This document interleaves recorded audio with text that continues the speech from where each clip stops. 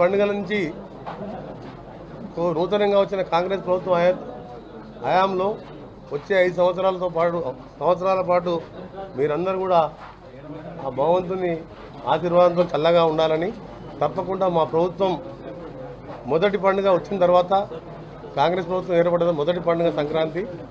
ఈ సంక్రాంతితో అంటే పాడి పంటలతో పాటు రైతులందరూ కూడా ఎంతో మక్కువ చేసుకునే పండుగ ఇది. అటు ఆంధ్రతో పాటు తెలంగాణలో కూడా ప్రతి గ్రామీణ ప్రాంతంలో చేసుకునే పండుగ.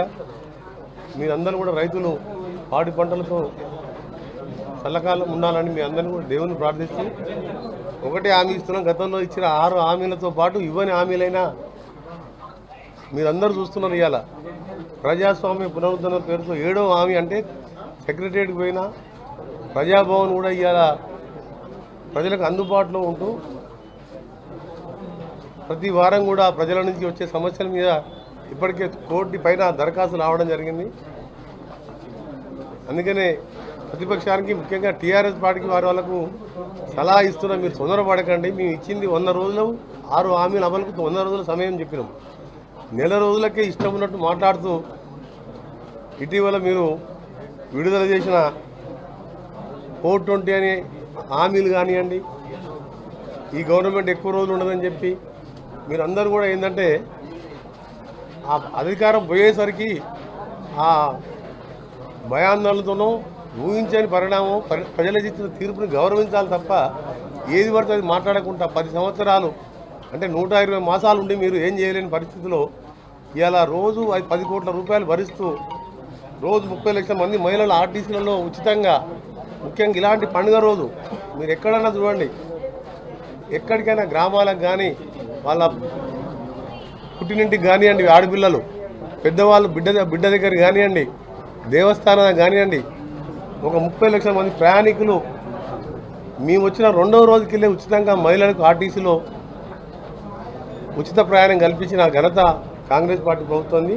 దాంతోపాటు రాజీవ్ ఆరోగ్యశ్రీతో పాటు ఇందిరమ్మ ఇండ్లు కానివ్వండి, గ్యాస్ సిలిండర్ కానీ ఇవన్నీ కూడా ప్లాన్ చేసుకుంటూ అప్లికేషన్ తీసుకొని మీలాగా ఎమ్మెల్యేకి అధికారాలు అప్పచెప్పడం, దళిత బంధు వచ్చినా, గృహలక్ష్మి వచ్చినా, కళ్యాణ లక్ష్మి వచ్చినా కండవ కప్పుకుంటా ఇస్తామని కాకుండా ఆ అప్లికేషన్ స్వీకరించే కార్యక్రమం మొదలైంది. కంప్యూటరైజేషన్ కూడా ఈ 17th వస్తుంది. దాంట్లో అర్హులైన వారందరూ కూడా గ్రామ సభలోనే లబ్ధిదారులు ఎంపిక వచ్చే 2-3 మాసాల్లోనే పూర్తి చేయించి 6 గ్యారెంటీలు అమలు చేయడం. దాంతోపాటు ఇంకా చేయని కార్యక్రమం ఎన్నో ఆలోచిస్తున్నాం. దాని మీద కూడా త్వరలోనే నిర్ణయం తీసుకుంటాం క్యాబినెట్లో. అందరూ కూడా ప్రతిపక్షాలకు కూడా సంయమనం పాటించామని మీ అందరికీ విజ్ఞప్తి చేస్తున్నాం. ఎందుకంటే ఎక్కువ మాట్లాడితే మీరే చులకనైపోతారు. 10 ఏళ్ళ నుండి ఏం చేయని వారు ఇవాళ అధికారం మొంగని మతి భ్రమించి మాట్లాడుతున్నారు అనుకుంటారు. అందుకని మీ ఓపిక పట్టండి, మేము ఏం చేస్తాం చూడండి. మీరు తప్పకుండా ప్రజలందరూ కూడా మరొకసారి హామీ ఇస్తున్నాం. అలాగే నల్గొండ జిల్లాలో కూడా పెండింగ్ ప్రాజెక్టులని పూర్తి చేయడం, మహాత్మా గాంధీ యూనివర్సిటీని ఇప్పటికే 10 కోట్ల రూపాయలతో నూతన హాస్టల్ కూడా టెండర్ పిలవడం జరిగింది.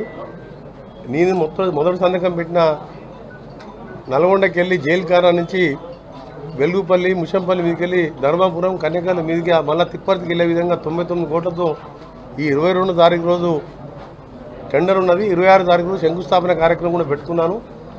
దాంతోపాటు నల్గొండ కాన్సెన్స్ సంబంధించి గుండ్లపల్లికి వెళ్ళి రేగట్టే వరకు కూడా నర్సింగ్పట్ల వయా డబల్ రోడ్ కార్యక్రమం కురంపల్లి మీది వరకు పోతుంది. దాంతోపాటు దర్వేశ్వరం నుంచి వయా దూరేపల్లి నుంచి పగిడిమరి కులంపల్లి వరకు అది కూడా డబల్ రోడ్గా 34 కోట్లతోని అదొక 30 కోట్లు ఇదొక 34 కోట్లు కూడా శాంక్షన్ పంపడం జరిగింది. అది కూడా 10 రోజుల్లో టెండర్ పిలుస్తున్నాం. ఈ విధంగా జిల్లాలో ఉన్న అన్ని సమస్యలు 12 కాన్సెల్ పాత నల్గొండ జిల్లా, నేను ఇన్ఛార్జిగా మినిస్టర్ ఉన్న ఖమ్మం జిల్లాతో పాటు తెలంగాణ యావత్ 5 సంవత్సరాల్లో మీరందరూ కూడా ఆశ్చర్యపడే విధంగా అభివృద్ధి చేయడంతో పాటు గత ప్రభుత్వం అవినీతి మీద కూడా చర్యలు తీసుకుంటానికి ముఖ్యంగా యాదాద్రి థర్మల్ ప్లాంట్కి సంబంధించి మీరందరూ చూసిన అసెంబ్లీలో నేను మాట్లాడినప్పుడు దాని మీద ఎంక్వైరీ ఏమని చెప్తే మా ముఖ్యమంత్రి గారు వెంటనే దానికి జ్యుడిషియల్ ఎంక్వైరీ సిట్టింగ్ జడ్జితో వేయడం జరిగింది. వాళ్ళు అవినీతి తప్ప 10 ఏళ్ళలో ఏం చేయలేదు. మేము అవినీతి రహిత ప్రభుత్వం అందిస్తామని మరొకసారి సంక్రాంతి శుభాకాంక్షలు తెలియజేసుకుంటూ ఈరోజు నల్గొండ కాన్ఫరెన్స్కి సంబంధించి ముఖ్యంగా నల్గొండ పట్టణం డ్రైనేజ్ సమస్య కానివ్వండి, ఇంకా మిగిలిపోయిన రోడ్ల సమస్య, కొత్తగా చేర్చిన గ్రామాలలో చెల్లపల్లి, మర్రిగూడెం, ఆర్జాలపల్లి అన్ని చుట్టుపక్కల గ్రామాలను మున్సిపాలిటీ చేర్చింది తప్ప నిధులు ఇవ్వలేదు. ఇలా కేంద్రం నిధులు కానీ అమృత్ స్కీమ్ కానివ్వండి, మా రాష్ట్ర ప్రభుత్వం నిధులు ఎన్ని కోట్లైనా సరే తీసుకొచ్చి వచ్చే 2 సంవత్సరాల్లోనే సమస్యలు లేని పట్టణంగా నల్గొండ మున్సిపాలిటీ అంటే తెలంగాణలోనే ఒక మోడల్ మున్సిపాలిటీగా చేయాలని అన్ని ప్లానింగ్ కూడా చేసుకున్నాం. నూతనంగా వచ్చిన మా చైర్మన్ గారు, ఆ బాడీ కమిషనర్ గారు, కలెక్టర్ గారు దాని మీద అన్నీ కూడా ఇప్పటికే రివ్యూ చేసుకున్నాను. నేను కూడా రోజు ఫోన్లో వాళ్ళతో మాట్లాడుకున్నాను. మధ్యలో కొద్దిగా నేను 10 రోజులు చిన్న ఆపరేషన్ ఉండి రాలేకపోయాను. ప్రతి వారం 2 రోజులు నల్గొండలు ఉంటూ నల్గొండ కాన్స్టిట్యూన్సీతో పాటు నల్గొండ జిల్లా ప్రజలకు అందుబాటులో ఉండుకుంటూ మీకు టైం కూడా ఇస్తాను. ప్రతి కాన్స్టిట్యూన్సీ వచ్చే విధంగా అందరికి కూడా మరొకసారి హామీ ఇస్తున్నాను. మీ సమస్య లేదున్నా నా దృష్టికి తీసుకురండి. ఇటు సెక్రటరియట్తో పాటు road number 12 Banjara Hills quarter number 4 minister క్వార్టర్స్లో కూడా ఉదయం 8 గంటలకి వెళ్ళి 10 గంటల వరకు అందుబాటులో ఉంటాను. మీరు ఎవరు కూడా తొందరపడద్దు. ఇంకా 5 ఏళ్ళ సమయం ఉంది.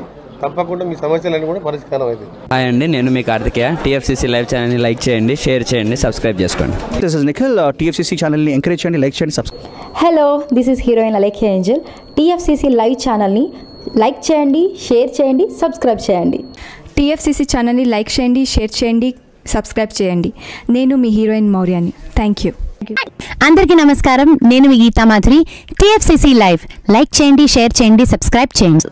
హాయ్ అందరికీ నమస్కారం, నేను మీ Madhupriya. Please like, share, subscribe to TFCC live. Please subscribe TFCC. TFCC channel like చేయండి, షేర్ చేయండి.